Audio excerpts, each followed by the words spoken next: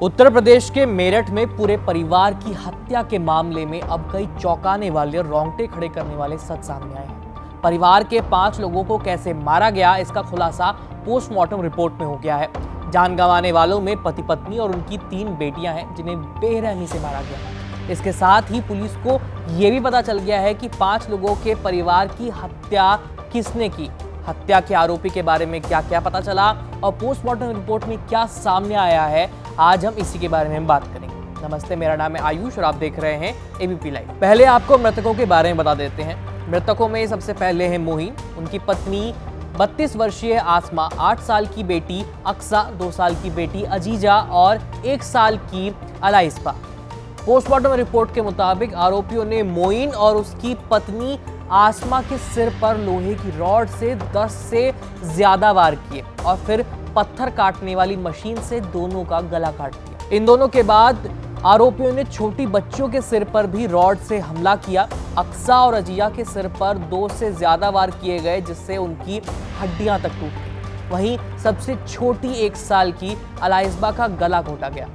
डॉक्टरों को शक है कि आरोपियों ने हत्या को अंजाम देने से पहले परिवार के सभी सदस्यों को खाने में नशीली चीज खिलाई होगी, लेकिन पोस्टमार्टम में इससे जुड़ा कोई सबूत सामने नहीं आया है, इसलिए सभी का विसरा जांच के लिए गाजियाबाद भेज दिया गया है। अब आपको हत्या की वजह और इसके आरोपियों के बारे में बताते हैं। दरअसल पुलिस ने आसमा के परिजनों की तहरीर पर मोइन के सौतेले भाई नईम और तस्लीम और भाभी नजराना के खिलाफ FIR दर्ज कराई। पुलिस के मुताबिक आरोपियों ने मोइन से 4.5 लाख रुपए उधार लिए थे। पैसे ना लौटाने पड़े, इस वजह से उन्होंने पूरे परिवार को ही मार डाला। पुलिस की जांच में सामने आया है कि मोइन का सौतेला भाई नईम तांत्रिक है और खुद को नईम बाबा कहता है। उसने अपने साले के साथ मिलकर मोइन के पूरे परिवार को मौत के घाट उतार दिया और हत्या के बाद मोइन के मोबाइल को लेकर ये दोनों मुजफ्फरनगर चले गए। वहां जाकर इन्होंने मोबाइल बंद कर दिया और फिर शुक्रवार 10 जनवरी की रात 8:55 पर नईम और उसके साले का भी मोबाइल बंद हो गया। इसके बाद दोनों की लोकेशन अजमेर की बताई जा रही है।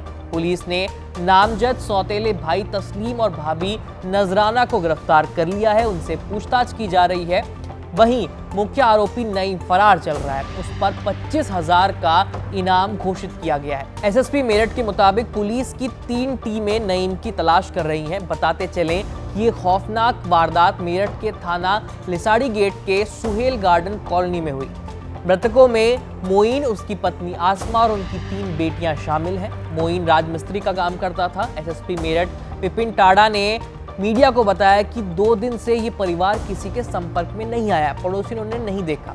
पड़ोसियों ने बुधवार से किसी को घर के बाहर भी नहीं देखा था। वहीं मोइन के भाई और रिश्तेदार उसे लगातार फोन कर रहे थे, जिस पर उनसे संपर्क नहीं हो पा रहा था। गुरुवार रात लगभग 9 बजे मोइन के रिश्तेदार और उसके भाई उसके घर पर पहुंचे तो उन्होंने बाहर गेट पर ताला लगा हुआ देखा। इन लोगों को कुछ शक हुआ तो उन्होंने छत पर चढ़कर अंदर झांका तो वहां देखा कि सारा सामान बिखरा पड़ा है। फिर परिजनों ने पड़ोसियों की मदद से घर का ताला तोड़ा और जब अंदर पहुंचे तो वहां का मंजर देखकर चीख पड़े। घटनास्थल पर मोइन का शव गठरी में बंधा था। पत्नी आसमा और बड़ी बेटी का शव बेड के अंदर था। बाकी दोनों छोटी बेटियों के शवों को भी बोरी में बांध करके बेड के अंदर रखा गया था। जिस मकान में सामूहिक हत्याकांड हुआ है उसके सामने वाला मकान भी बंद है और अगल बगल के दोनों प्लॉट्स खाली हैं। पुलिस सूत्रों की माने तो जिस प्रकार से बोरे में लाश को रखा गया 5 लोगों की, उससे यह साफ जाहिर होता है कि आरोपियों को इन शवों को ठिकाने लगाने का मौका नहीं मिल पाया, बल्कि वो इसकी फिराक में थे, लेकिन पकड़े जाने के डर से वो इन शवों को यहीं छोड़कर फरार हो गए। इस मामले से जुड़े अपडेट के लिए हमारे साथ जुड़े रहिए। मेरा नाम है आयुष। धन्यवाद।